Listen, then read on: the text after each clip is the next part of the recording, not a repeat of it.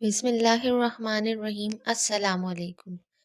کیا کبھی آپ نے سوچا ہے کہ قرآن کریم میں ہزاروں برس پرانے انبیاء اور قوموں کا ذکر کیوں ہے، جبکہ ہمیں اللہ کی آخری کتاب اور مکمل ہدایت مل چکی ہے؟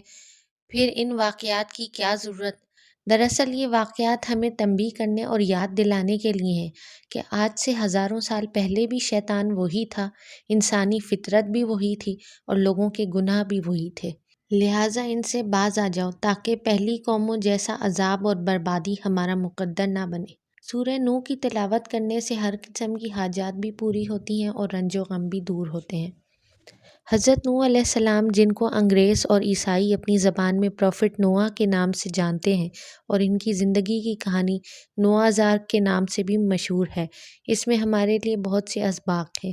قرآن پاک میں اس کا ذکر یوں ہی نہیں ہوا۔ جس وقت حضرت آدم علیہ السلام اور ان کی بیوی نے ممنوعہ درخت کے پھل کو کھا لیا تو انہیں جنت سے نکال کر زمین پر ڈال دیا گیا۔ وہ کئی برس تک زمین پر بستے رہے۔ زمین پر آپ کے پوتے اور پڑپوتوں کی اتنی کثرت ہو گئی کہ وہ ایک بڑا کنبہ بن گئے۔ لوگ اللہ کی عبادت کرتے اور دکھ سکھ میں اسی سے حاجت برآری کرتے۔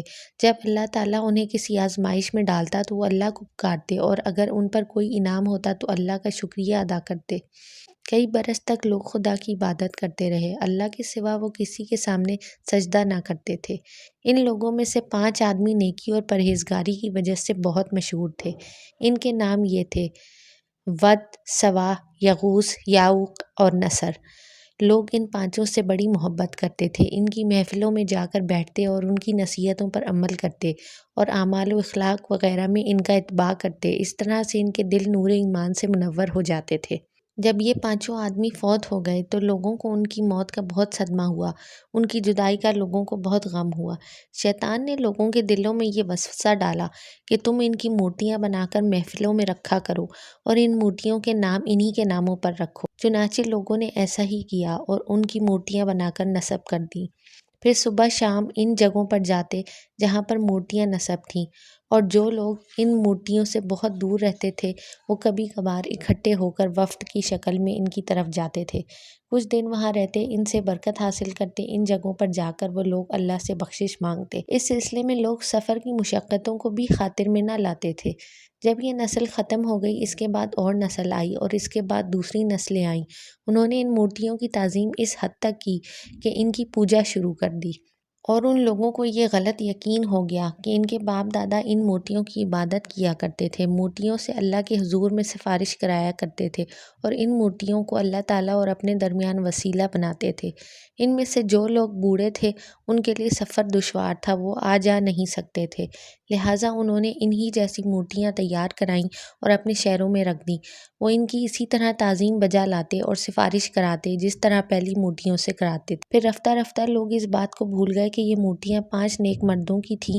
وہ یہ سمجھنے لگے کہ یہ بت ان کی حاجتیں پوری کرانے کا بڑے معبود کے سامنے ایک وسیلہ ہے۔ پھر جوں جوں زمانہ گزرتا گیا، لوگ اس بات کو بھی بھولتے گئے کہ بت ایک قسم کا وسیلہ ہیں جنہیں وہ سب سے بڑے معبود کے لیے اختیار کرتے تھے۔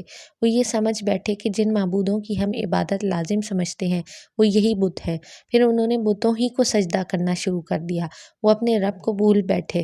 اللہ تعالیٰ کو چھوڑ کر انہوں نے بتوں کو ہی خدا سمجھ لیا اور انہی کی عبادت کرتے رہے، جن کو وہ لکڑی یا پتھر سے اپنے ہاتھوں سے بناتے تھے۔ ان کے علاوہ کچھ لوگ ایسے بھی تھے جو چاند، سورج جیسی مخلوق کی پوجا کرتے تھے۔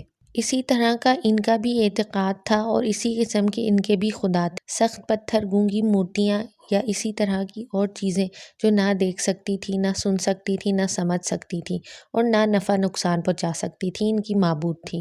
ان تمام لوگوں کو شیطان نے گمراہ کر دیا تھا۔ وہ اللہ کو بھول چکے تھے لیکن اللہ نے انہیں نہیں بلایا تھا۔ چنانچہ اللہ تعالیٰ نے انہیں صحیح راستہ دکھانے کے لیے ایک آدمی بھیجا جو انہی لوگوں میں سے تھا اور انہی میں پل کر جوان ہوا تھا، لیکن وہ ان کی طرح نہ تھا۔